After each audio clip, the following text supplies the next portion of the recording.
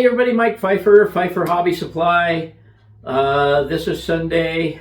I don't think I have very much video for this video, but this will be number 48, I believe. And let's just take a look at what I've been up to. What I've been up to is a lot of things. But as you guys have seen, our Black Friday sale tomorrow will be turning into our Cyber Monday sale.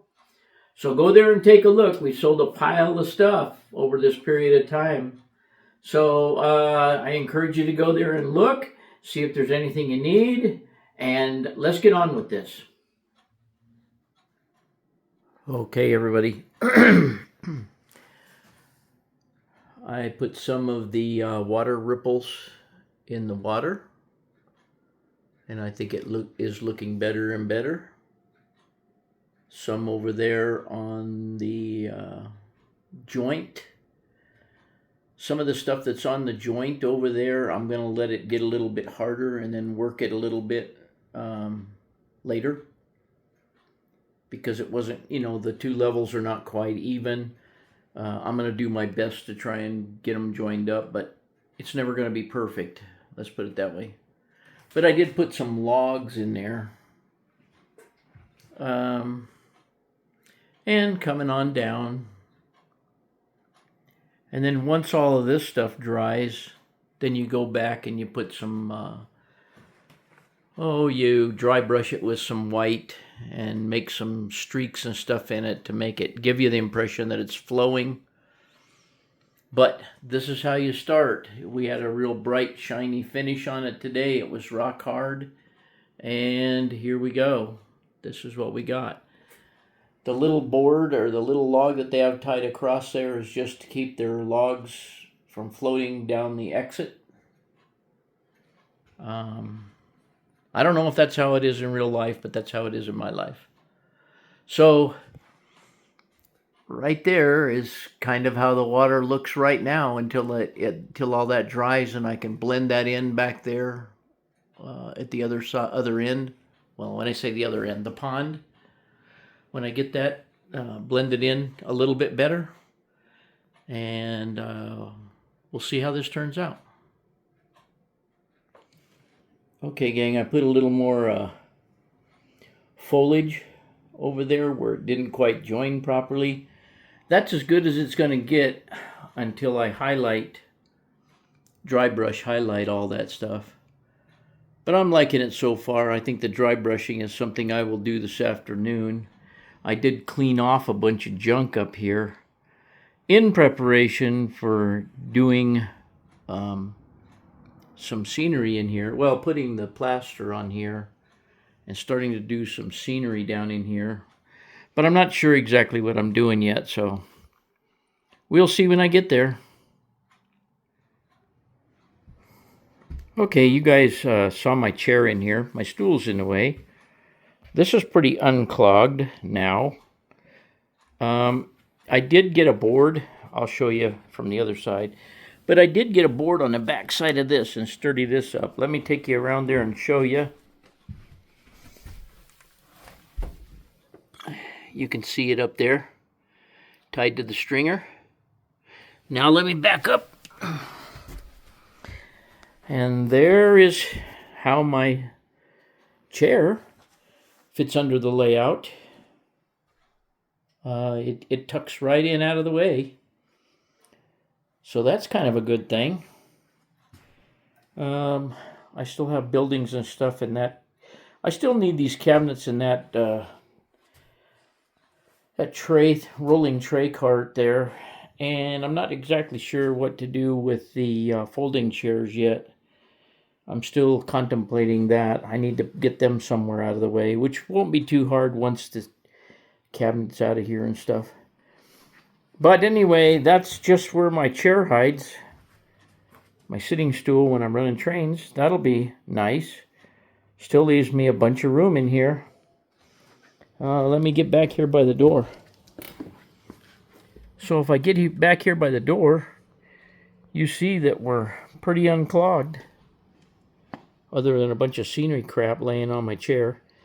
There was a woman giving away a bunch of stuff the other day, called me and wanted to give it away. Her husband had passed away. A bunch of HO stuff. A few N-scale cars and things that are not worth much, but I'll get to those someday. But anyway, here's like layout level. And then here's looking down on it. And hold on a second. There's looking down on my helper. We're getting her used to going inside the house. She's not too used to going inside the train room. But she has slept for 3 nights in a row in the house, and she's been very good. We let her out in the morning, but she's very good, and she wants to be in the house more and more. Of course, it's getting more and more chilly outside. But she is a pretty good cat. Huh, Flicka? Are you a good cat? She's a good cat. Anyway, the leaves are getting ready to fall. I mowed up a bunch yesterday. It's been down in the 40s here. But anyway, I'll let you go. Okay, gang, I put some spackling on the fascia. I was going to come out and paint it. Then I realized that I hadn't filled up the holes and the joints.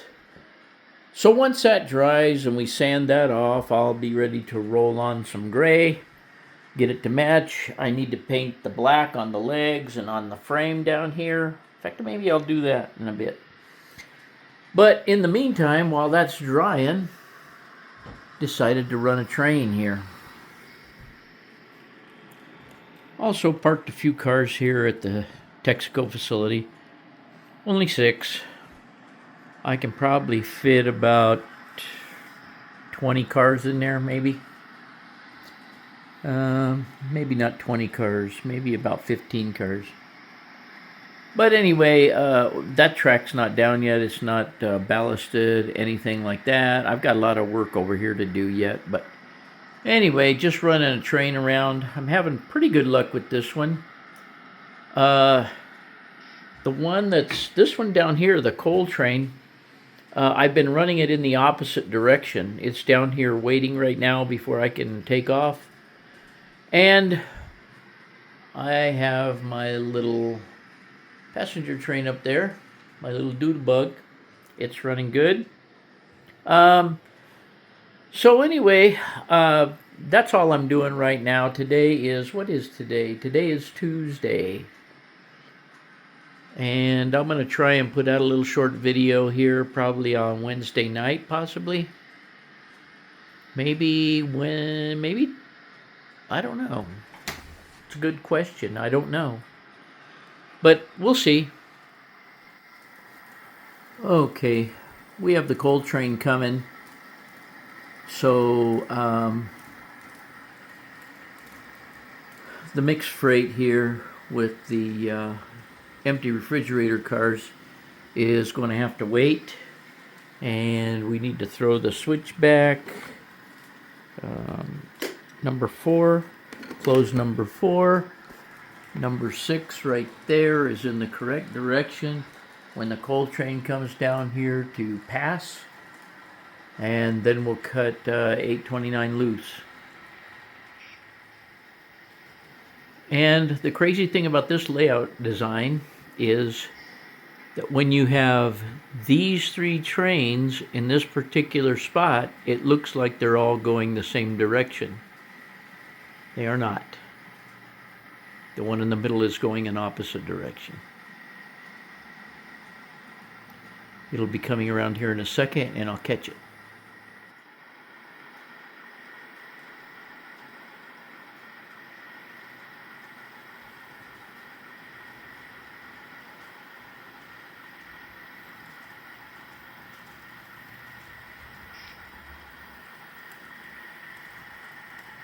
And now we are pulling off the pass. And now we can throw switch 6. And we can let out 829.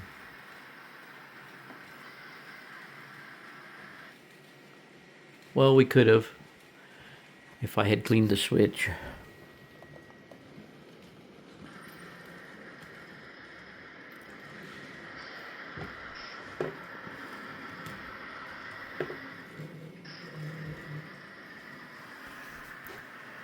There we go. Wasn't the smoothest thing ever, but we did it.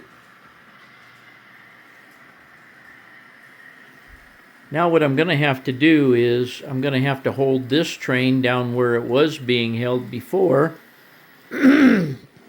because that train up there is going to be coming around and going downhill.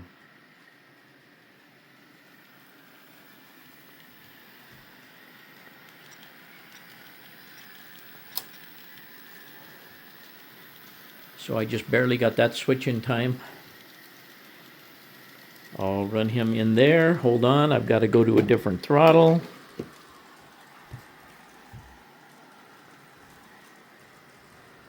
Oh, I'm on this throttle.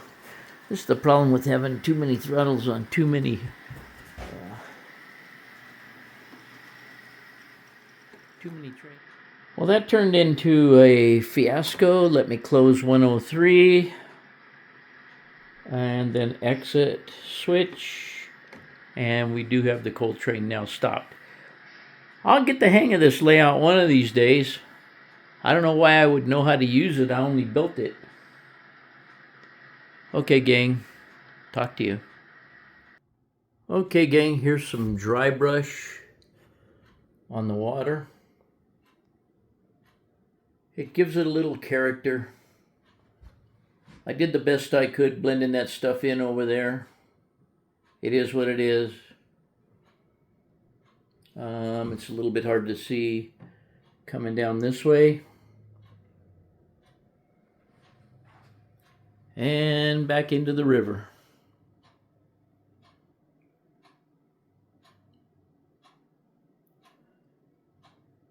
So now all I got to do is take the scenery down into the water, which is no big deal. I'm just not ready to do it yet. I think the next thing I'm going to do, and I may have talked about it already, is finish up this black paint. I've got it all taped off on the floor there and stuff, so I can't screw it up too badly. But that's where we are. Okay, gang. I cleaned off most of the junk off the table again for the umpteen millionth time. And as you probably already saw, I have painted my fascia all the way around. So now this is what you see when you come in. Let me back up. Whoops, the other backup. So this is what you see when you come in now. I think I'm finally ready, almost ready to start putting actual plaster on the mountain back there. But I want to do some like hill, a little bit of hill or something over here just to break up the flatness of it. So, but I'm not exactly sure how I'm going to do that yet. But here's where we are on Friday night. Well, you can tell Gavin was here running trains because he backed one of the trains in and made this 800 car train here. I guess it was when he came over for Thanksgiving. I don't know. But anyway, I've still been running the coal train. Since the last video I made, there's nothing new really on the layout. I've had two groups of people over here and looked at it recently. Fortunately, I had it clean. Hang on a minute. I'll be right back. This is the other thing I wanted to show you guys is this is the Microtrains little ice box where you can buy bags of ice and so forth. And I thought, I don't know if that's exactly where it's going to go, but I thought it would go good over here by the trading post because everybody that stops along the way out here, they all want to get a bag of ice for their cooler. So anyway, but I like the little model. I think it's pretty cool. So anyway, that's it for today. Okay, some of you guys in the last video were asking where the Model A is. I think I had explained earlier that the gentleman he had some issues with the rebuild of the radiator, breaking a lug nut off, and the gas gauge not working. But anyway, they went to Nevada to visit their daughter and all that stuff. And I think they were going for 3 weeks. I don't know exactly when they're coming back here. But when he gets back, he's going to rectify those things. And probably towards the middle of December, I will be getting it. So to answer the questions on where the Model A is, that's where it is. It's sitting in his garage right now, but he insists on fixing those things before I get it, even though I could fix those things. So that's the deal on the Model A. Okay, gang, I hope you liked what I had here today or for the last week or two. And as usual, thanks for watching. By the way, there's some new stuff on the vintage page. Check it out.